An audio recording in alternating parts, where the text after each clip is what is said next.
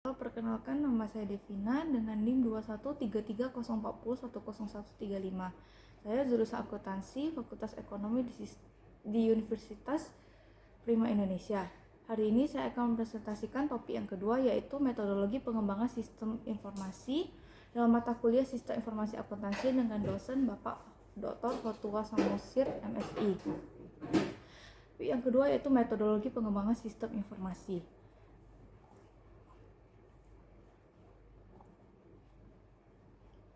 Yang pertama adalah pengertian metodologi pengembangan sistem akuntansi.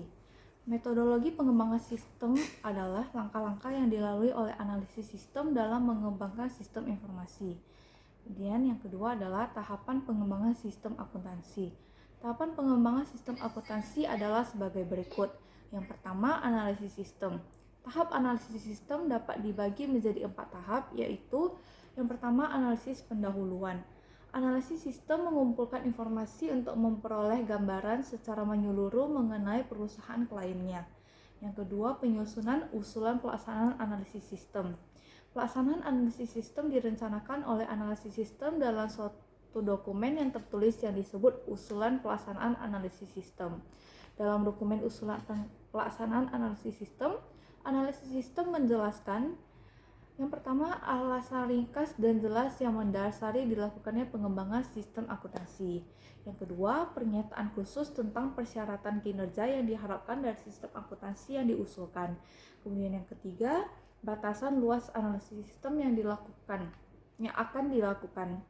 Yang keempat, identifikasi informasi yang kemungkinan harus dikumpulkan dalam analisis sistem. Yang kelima, identifikasi sumber-sumber potensial yang dapat menyediakan informasi yang diperlukan analisis sistem. Yang keenam, daftar peristiwa besar atau titik-titik pengecekan yang digunakan untuk pengecek perkembangan analisis sistem yang dilaksanakan oleh analisis sistem. Ya, kita masuk yang ketiga, pelaksanaan analisis sistem. Pelaksana analisis sistem didasarkan pada rencana kerja yang dituangkan dalam usulan pelaksanaan analisis sistem. Contoh langkah yang dilakukan oleh analisis sistem dalam melaksanakan analisis sistem yaitu ada 5. Yang pertama, analisis laporan yang dihasilkan sistem sekarang. Yang kedua, menganalisis transaksi. Yang ketiga, mempelajari catatan pertama atau jurnal. Yang keempat, mempelajari catatan terakhir atau buku besar dan buku pembantu. Yang kelima, penyusunan laporan analisis sistem. Isi laporan hasil analisis sistem meliputi pertama, pernyataan kembali alasan yang mendasari dan luas analisis sistem yang dilaksanakan oleh analisis sistem. Yang kedua, daftar masalah besar yang ditemukan oleh analisis sistem. Yang ketiga, suatu pernyataan persyaratan informasi yang dilakukan oleh pemakai informasi. Keempat, suatu pernyataan tentang asumsi yang penting oleh analisis sistem selama melaksanakan analisis sistem. Yang kelima, suatu proyeksi sumber daya yang diperlukan serta biaya yang dibutuhkan dalam perancangan sistem akuntansi yang baru. Yang keenam, rekomendasi yang bersangkutan dengan sistem yang diusulkan dan persyaratan-persyaratan yang harus dipenuhi oleh sistem yang diusulkan tersebut. Ini kita masuk ke topik yang kedua, desain sistem. Tahap desain sistem dapat dibagi menjadi 6 tahap, yaitu ada yang pertama, desain sistem secara garis besar. Yang kedua, penyusunan usulan desain sistem secara garis besar. Yang ketiga adalah evaluasi sistem. Yang keempat, penyusunan laporan final desain sistem secara garis besar. Yang kelima, desain sistem secara rinci. Yang keenam, penyusunan laporan final desain sistem secara rinci. Yang ketiga, implementasi sistem. Hal-hal yang diperhatikan dalam tahap implementasi sistem adalah persiapan implementasi sistem, pendidikan dan pelatihan karyawan, serta konversi sistem. Terdapat 4 pilihan utama pendekatan konversi sistem, yaitu konversi langsung, konversi paralel, konversi modular, dan konversi phase-in.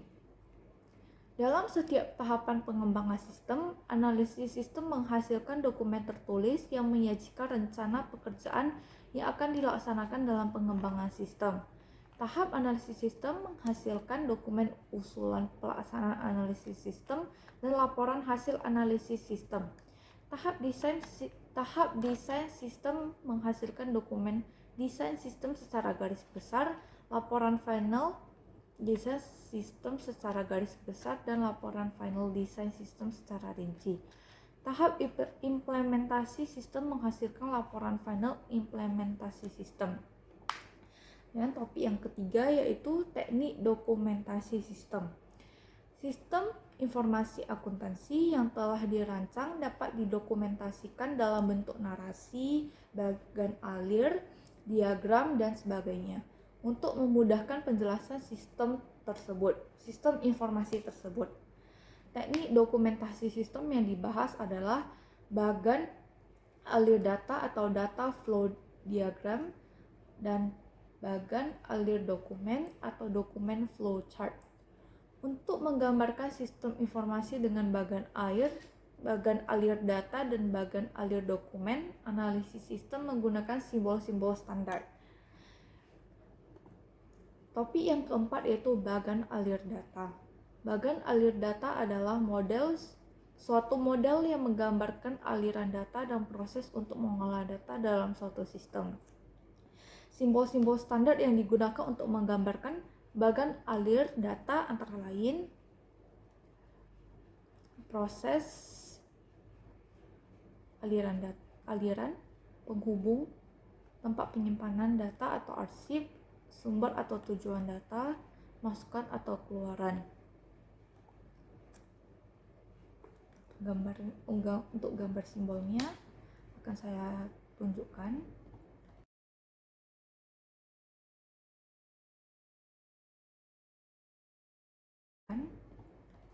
Kemudian topik yang kelima adalah bagan alir dokumen. Bagan alir dokumen menggambarkan aliran dokumen atau informasi antar bagian di bagian organisasi. Simbol-simbol standar yang digunakan untuk menggambarkan bagan alir dokumen antara lain, nama simbol yang pertama adalah dokumen. Untuk menggambarkan formulir yang digunakan untuk merekam data terjadinya suatu transaksi. Contohnya, faktur penjualan, surat order penjualan, cek, buku memorial, buku kas keluar atau buku kas masuk, dan sebagainya. Simbol yang kedua, dokumen dan tembusannya. Untuk menggambarkan dokumen asli dan tembusannya. Nomor lembar dokumen dicantumkan di sudut kanan atas. Kemudian simbol yang ketiga, berbagai dokumen. Untuk menggambarkan berbagai jenis dokumen yang digabungkan di dalam satu paket. Yang keempat, catatan. Untuk menggambarkan catatan akuntansi yang digunakan untuk mencatat data dari dokumen atau formulir. Contohnya jurnal, buku pembantu, dan buku besar. Kemudian penghubung pada halaman yang sama. Untuk menggambarkan bagan alir, arus dokumen dibuat mengalir dari atas ke bawah dan dari kiri ke kanan. Kemudian simbol yang berikutnya, akhir arus dokumen dan mengarahkan pembaca ke simbol penghubung halaman yang sama yang bernomor. Simbol yang berikutnya, awal arus dokumen yang berasal dari simbol penghubung dalam halaman yang sama yang bernomor seperti tercantum di dalam simbol tersebut. Yang berikutnya, penghubung pada halaman yang berbeda. Jika untuk menggambarkan bagan alir suatu sistem akuntansi diperlukan lebih dari satu halaman, simbol ini digunakan untuk menunjukkan kemana dan bagaimana bagan alir terkait satu bagan dengan bagan lainnya. Berikutnya, kegiatan manual. Untuk menggambarkan kegiatan manual, contohnya menerima order dari pembeli, mengisi formulir, membandingkan dan memeriksa berbagai jenis kegiatan klerikal lainnya. Berikutnya adalah keterangan atau komentar. Memungkinkan ahli sistem menambahkan keterangan untuk memperjelas pesan yang disampaikan dalam bagan alir. Berikutnya, arsip sementara. untuk menunjukkan tempat penyimpanan dokumen sementara, artinya dokumen ini akan diambil kembali untuk keperluan pengolahan lebih lanjut, seperti lemari arsip dan kotak arsip.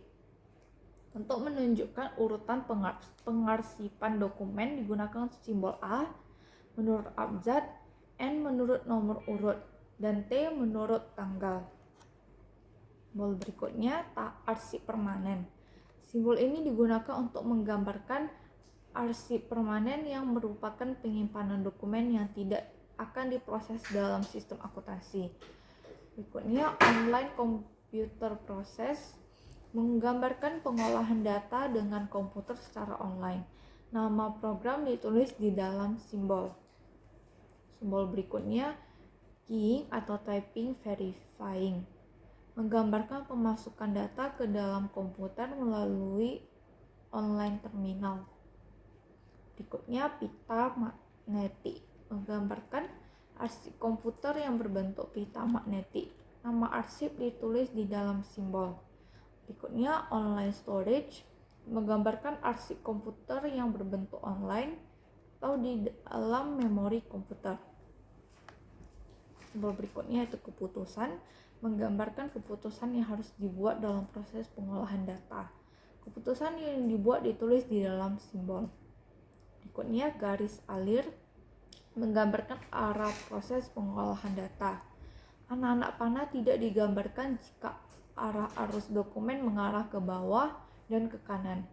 Jika arus dokumen mengalir ke atas atau ke kiri, anak panah perlu dicantumkan. Berikutnya, persimpangan garis alir.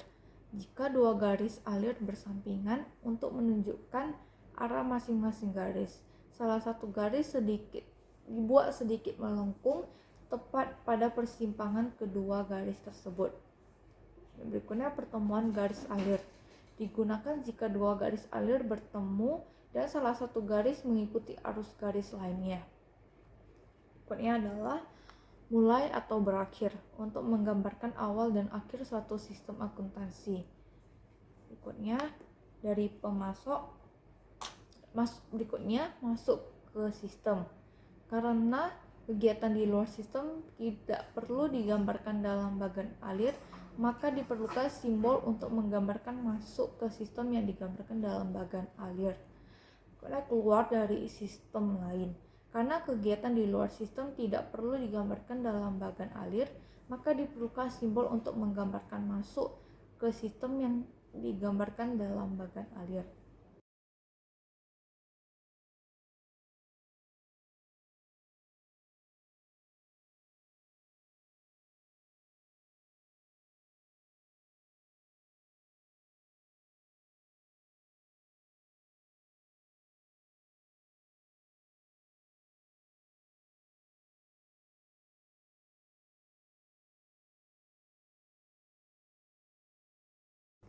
Sekian presentasi saya mengenai topik 2, metodologi pengembangan sistem informasi.